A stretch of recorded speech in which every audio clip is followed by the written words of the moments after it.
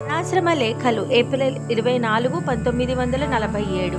ఈ మధ్యాహ్నం 3 గంటలకు ఒక భక్తులు భగవాన్ సోఫాకు దగ్గరగా నిలిచి, స్వామి, నాకు ఒకే ఒక్క కోరిక ఉన్నది. భగవాన్ పాదం మీద నా శిరస్సు ఉంచి నమస్కరించాలని, భగవాన్ అనుగ్రహించాలి అన్నారు. ఓహో, అదా కోరిక, మంచిదే, కానీ పాదమేది, శిరమేది అన్నారు భగవాన్.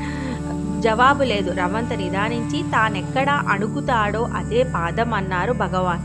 ఆ స్థానం ఎక్కడుంది అన్నారా భక్తులు. ఎక్కడుందా? తనలోనే ఉంది. నేనని విజృంభించే అహంభావమే శిరస్సు. ఆ అహం వృత్తిని ఎక్కడైతే లయిస్తుందో అదే గురుపాదం అన్నారు భగవాన్. తల్లి, తండ్రి, గురువు, దైవం ఈ క్రమానుసారం భక్తి చేయాలంటారే, తానే అణిగిపోతే భక్తితో సేవించడం ఎలా పొసగుతుంది అన్నారు వారు. తాననుగుట అంటే ఏమని అర్థం? ఆ భక్తిని విశాలం చేయటం అన్నమాట.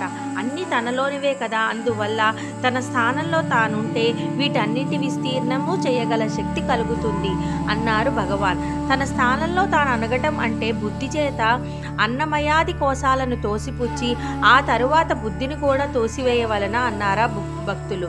బుద్ధిని విడిచి ఎక్కడికండి పోయేది? బుద్ధి ఉన్నట్లుంటే తన స్థితిని తానెరుగుట. పైన వచ్చే విషయాదులన్నీ తొలగించే నిమిత్తం బుద్ధిని కర్రగా పట్టుకోవాలి. బుద్ధి 2 రకాలు. 1 మలిన బుద్ధి, 2 అమలిన బుద్ధి. అంతఃకరణ విషయాలతో కూడి ఉన్నప్పుడు మలిన బుద్ధి అంటారు. దానికే మనస్సని, అహంకారమని పేర్లు. ఆ విషయాదులను తోసిపుచ్చుటకు ఊతకోల వలె ఉండే నేను అనే అహం స్ఫురణనే అమలిన బుద్ధి అనే పేరు. దాన్ని పట్టుకొని మిగతాదంతా తోసివేస్తే ఉన్నది ఉన్నట్లుగా ఉంటుంది అన్నారు భగవాన్.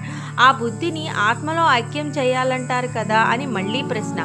ఐక్యం చేయడానికి ఎక్కడి నుంచైనా వచ్చే వస్తువు కాదు, తనలోనే ఉంది. ఆత్మ యొక్క స్ఫురణే బుద్ధి.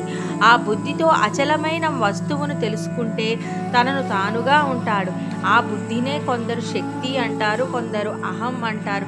ఏదో ఒక పేరు. పైన వచ్చేదంతా తరిమే నిమిత్తం దాన్ని పట్టుకోవాలి గట్టిగా అని అన్నారు భగవాన్.